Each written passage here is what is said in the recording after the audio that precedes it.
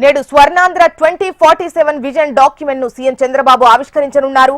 విజయవాడ ఇందిరాగాంధీ స్టేడియంలో 2047 vision document ను ఆవిష్కరిస్తారు. ఈ కార్యక్రమానికి deputy CM Pawan Kalyan, AP BJP chief పురంధరేశ్వరితో పాటు పలువురు మంత్రులు, కలెక్టర్లు, అధికారులు హాజరవుతారు. స్వర్ణాంధ్ర విజన్ 2047 కార్యక్రమం దృష్ట్యా విజయవాడలో ట్రాఫిక్ ఆంక్షలు విధించారు పోలీసులు. ఉదయం 7 గంటల నుంచి సాయంత్రం 5 గంటల వరకు విజయవాడలో ట్రాఫిక్ ఆంక్షలు కొనసాగుతాయి. నేడు బందర్ రోడ్డుపై ఆటోలు, బస్సులకు అనుమతి నిరాకరించారు. స్వర్ణాంధ్ర విజన్ 2047 కార్యక్రమానికి వచ్చే వాహనాలకు మాత్రమే బందర్ రోడ్లో అనుమతిస్తున్నారు. ఈ నిబంధనలు పాటిస్తూ నగరవాసులు సహకరించాలని పోలీసులు విజ్ఞప్తి చేస్తున్నారు.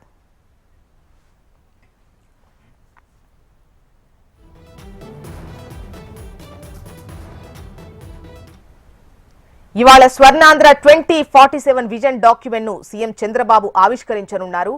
వివరాలు మనకు కాంతి అందిస్తారు. కాంతి,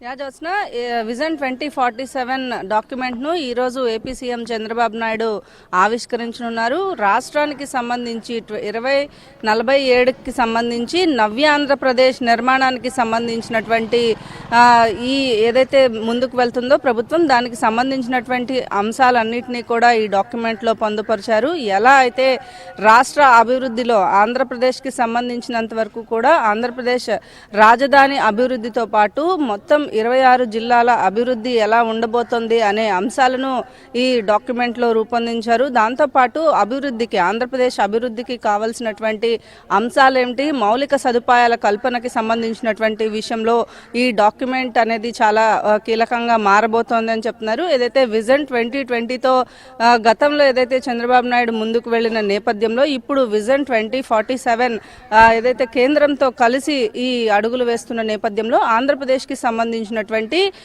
కార్యక్రమాన్ని మరి కాసేపట్లో సీఎం చంద్రబాబు నాయుడు ఆవిష్కరించబోతూ ఉన్నారు. దీనికి సంబంధించి ఇప్పటికే అతిరథ మహారథులంతా కూడా విజయవాడకు చేరుకున్నారు. విజయవాడలో ఇందిరాగాంధీ స్టేడియంలో జరిగేటువంటి ఈ కార్యక్రమానికి సంబంధించి ఇప్పటికే పూర్తిగా అధికారులు ఏర్పాట్లు చేశారు. అలాగే ఆంధ్రప్రదేశ్కి సంబంధించినటువంటి నవ్యాంధ్ర నిర్మాణం కోసం, స్వర్ణాంధ్ర నిర్మాణం కోసం ప్రగతి పదంలో ఎలా ముందుకు వెళ్ళాలి అనే అంశానికి సంబంధించినటువంటి వివరాలన్నింటినీ కూడా ఈ డాక్యుమెంట్ లో పొందుపరిచినట్లుగా తెలుస్తోంది. అలాగే అన్ని జిల్లాలకి సంబంధించినటువంటి ప్రముఖులు, అలాగే రైతులు, ఆదర్శ రైతులు, అలాగే నాయకులు, అధికారులు అంతా కూడా ఈ కార్యక్రమంలో పాల్గొనేందుకు ఇప్పటికే విజయవాడకి చేరుకున్నారు. బందర్ రోడ్లో ఈ కార్యక్రమం ఇందిరాగాంధీ స్టేడియంలో జరుగుతున్న నేపథ్యంలో పూర్తిగా ట్రాఫిక్ ఆంక్షలు అనేది విధించారు.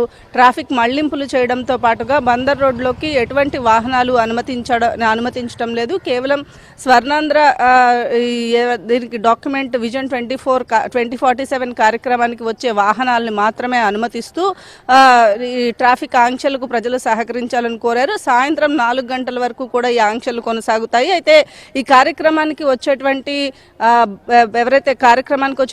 ప్రజలు, అలాగే వివిధ జిల్లాల నుంచి వస్తున్నటువంటి ముఖ్య నాయకుల కోసం ఇందిరాగాంధీ స్టేడియం అంతా కూడా సర్వాంగ సుందరంగా ముస్తాబైంది. మరి కాసేపట్లో మధ్యాహ్నం 12 గంటలకు సీఎం చంద్రబాబు నాయుడు ఈ విజన్ 2047 డాక్యుమెంట్ ని ఆవిష్కరించబోతున్నారు. జ్యోత్స్న.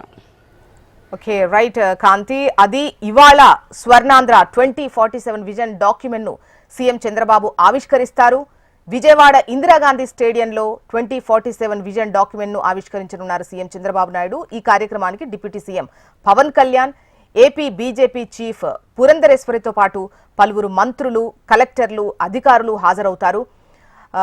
ఈ స్వర్ణాంధ్ర విజన్ 2047 కార్యక్రమం దృష్ట్యా విజయవాడలో ట్రాఫిక్ ఆంక్షలు విధించారు పోలీసులు. ఉదయం 7 గంటల నుంచి సాయంత్రం 5 గంటల వరకు విజయవాడలో ట్రాఫిక్ ఆంక్షలు కొనసాగుతాయి. ఇవాళ బందర్ రోడ్డుపై ఆటోలు, బస్సులకు అనుమతి లేదు. స్వర్ణాంధ్ర విజన్ 2047 కార్యక్రమానికి వచ్చేటువంటి వాహనాలకు మాత్రమే బందర్ రోడ్లో అనుమతి ఉంది. ఈ నిబంధనలు పాటిస్తూ నగరవాసులు సహకరించాలని పోలీసులు విజ్ఞప్తి చేస్తున్నారు.